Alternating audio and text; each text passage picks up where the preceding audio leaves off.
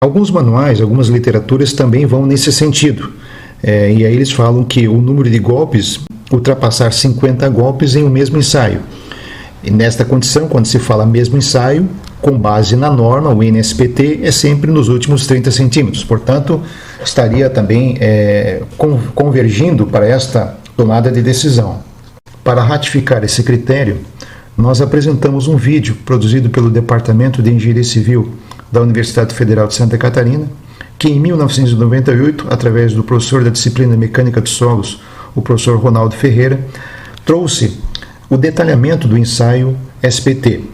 Num dado momento, a questão do critério de paralisação, ele falou então que, para o critério de paralisação do ensaio SPT, o número de golpes não deveria passar de 60 golpes para uma penetração de 30 centímetros.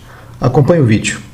A norma NBR 6484 apresenta critérios para identificar o impenetrável em uma sondagem e, consequentemente, sua paralisação.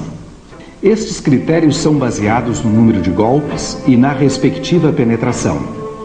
Estes critérios da norma podem levar à ocorrência de danos no amostrador. No campo, o mais comum é interromper a sondagem quando o número de golpes ultrapassa 60 golpes para uma penetração inferior a 30 centímetros. Anota-se na planilha como impenetrável ao amostrador.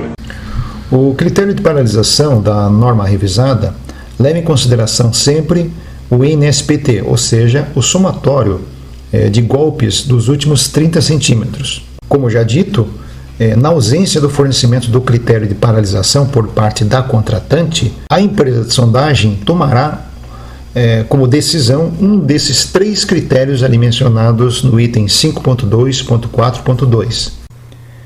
Para o exemplo apresentado na tela, focaremos na segunda coluna após a coluna representada pelos 3 períodos de 15 centímetros. Esta segunda coluna é o nosso verdadeiro índice de resistência N, que é o somatório dos últimos 2 períodos de 15 centímetros. Por assim ser, nesta coluna procuram-se pelos N's que sejam iguais ou superiores a 25.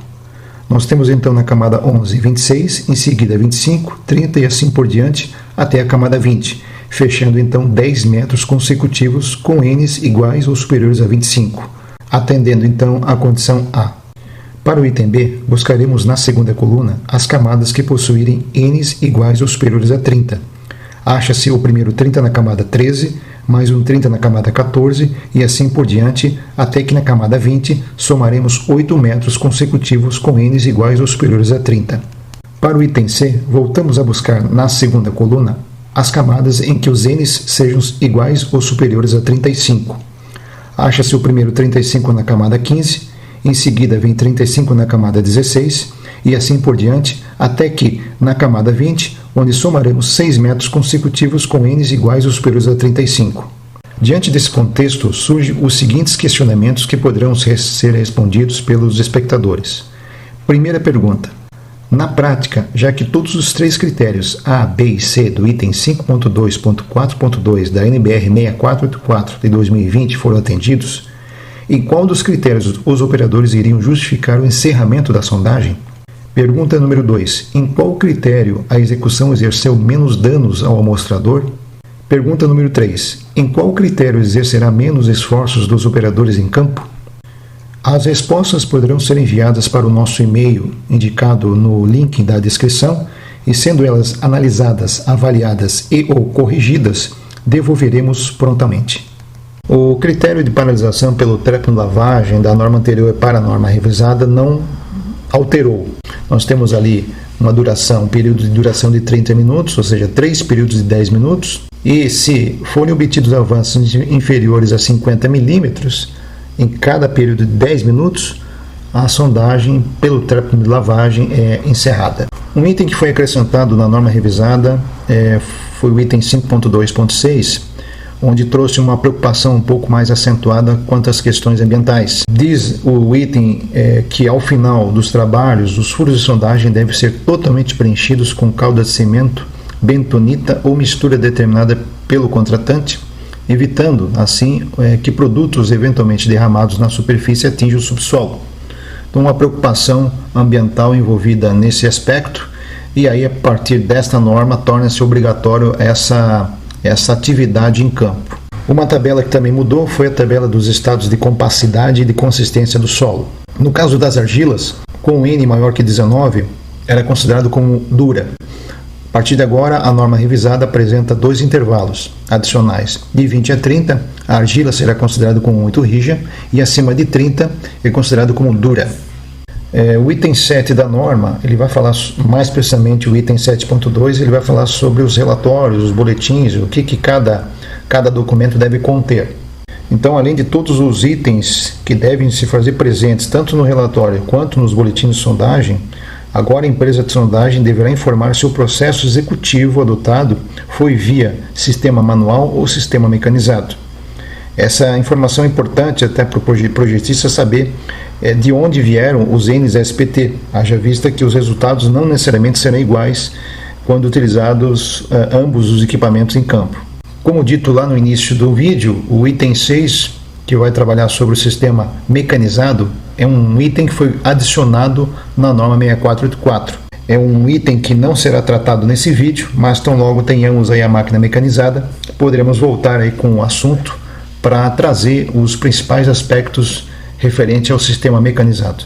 Finalmente, então, quanto à vigência da norma revisada, no site da ABNT é informado que essa norma já estará ou já estaria em vigor. De fato, ela está em vigor para que haja o cumprimento do prazo trazido no prefácio da norma, ou seja, entraria em vigor 180 dias da data da sua publicação. Então, na verdade, trata-se até de um prazo até lógico para que as empresas de sondagem possam então se preparar, treinar suas equipes, se substituir seu ferramental, enfim, adequar todas as questões normativas. Então, se deu esse prazo de 180 dias para que as empresas possam se preparar melhor.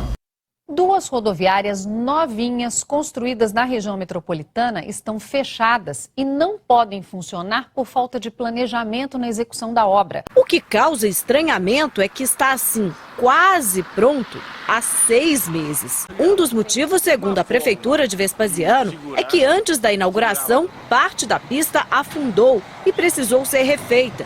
Só então o município decidiu fazer um estudo de sondagem do solo, já que a rodoviária foi construída no terreno do antigo lixão. Mas esse estudo não foi feito antes por quê? Esse estudo, anteriormente, a gente tinha que, vamos dizer assim, quase que certeza que ia dar certo, que não teria problemas. Mas com as chuvas que tiveram, nós fizemos um teste com veículos pesados e houve afundamento. Os estudos de sondagem, né, são estudos que precisam ser realizados antes de qualquer obra de infraestrutura. Então é possível fazer correções, mas geralmente as intervenções pós-ocupação, pós-obras, elas são mais caras. E o estudo de sondagem muitas das vezes não chega a ser nem 1% do valor da obra. Bom, chegando ao término desse vídeo na marca dos seus 35 minutos, onde o seu propósito não era fazer um vídeo rápido, nem muito menos esgotar o assunto. Mesmo assim, penso que de alguma forma eu tenho colaborado para elevar a importância desse tipo de investigação geotécnica através do ensaio SPT, sugerindo seu uso desde uma simples residência até grandes obras de engenharia. Costumo sempre dizer e defender que a sondagem mais cara é aquela que não se faz, além de que seu custo não ultrapassa 3% do custo total de uma obra, significando dizer que não é nada lógico deixar de fazer a sondagem por qualquer motivo que seja. E observa-se que grande parte dos problemas de uma edificação devido a recalque estão relacionados ao subdimensionamento das fundações. Pior, muitas das questões relacionadas às responsabilidades profissionais devido à presença de patologias construtivas de uma obra são resolvidas no judiciário e um dos documentos a serem solicitados pela perícia técnica é o relatório de sondagem. O SPT continua e deve continuar ainda por muitos anos fazendo parte do nosso contexto investigativo do solo, apesar de que tal realidade seja um pouco diferente em outros países, inclusive da América do Sul, devido à adoção de outros tipos de sondagem igualmente dinâmicas.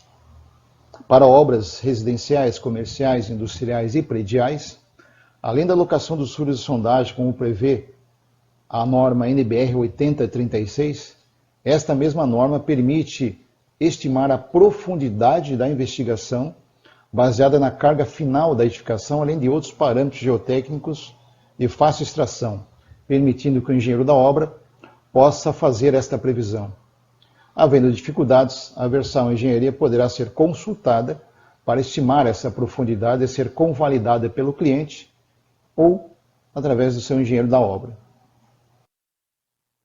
Finalmente, um destaque especial às tendências normativas da ABNT, que ultimamente presenciamos em inúmeras normas que foram revisadas e publicadas recentemente. Percebe-se claramente que o contratante do serviço de engenharia é chamado a decidir em conjunto com as orientações do engenheiro responsável, até porque o engenheiro, o arquiteto e o geólogo não devem assumir o risco do negócio de seus clientes e sim ficarem responsáveis por suas atribuições legais.